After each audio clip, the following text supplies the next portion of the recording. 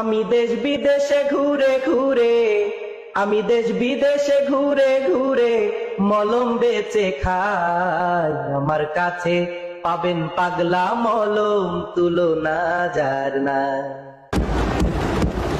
যার শরীরে আছে ভাই পুরাতন চুলকানি আর খাওজানি, চুলকাইতে চুলকাইতে বেড়াই শরীর থেকে লাল পানি। এক নম্বর মলম পাবেন, তুলনা যার নাই। আমার কাছে পাবেন পাগলা মলম, তুলনা যার নাই। আরো আছে নিমের মাজন, নিবেন নাকি 1 ডর্জন। বিদ্যুৎ কালো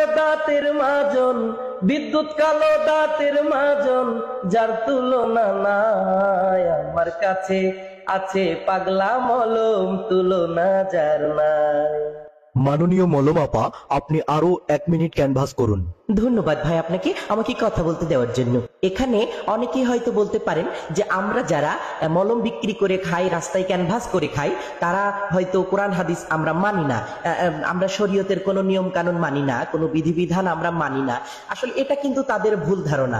আমরা কিন্তু অনেক কিছু জানি, আমাদের ভিতরে আছে, কারণ আমরা তো আসলে শরীয়ত মানি না, আমরা মারফত মানি এবং আমরা দিলে দিলে নামাজ পড়ি।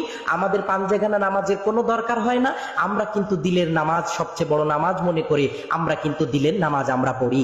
আর তারা তো জিকির করে জোরে জোরে, কিন্তু আমরা তো দিলে দিলে জিকির করি। এটা তো তাদেরকে বুঝতে হবে নাকি? আমি ভান্ডারির দরবারে, কেল্লা সার দরবারে, ফকির সার দরবারে, ন্যাংটা সার দরবার থেকে বায়াত গ্রহণ করেছি, এটা তো আপনাদেরকে বুঝতে হবে নাকি?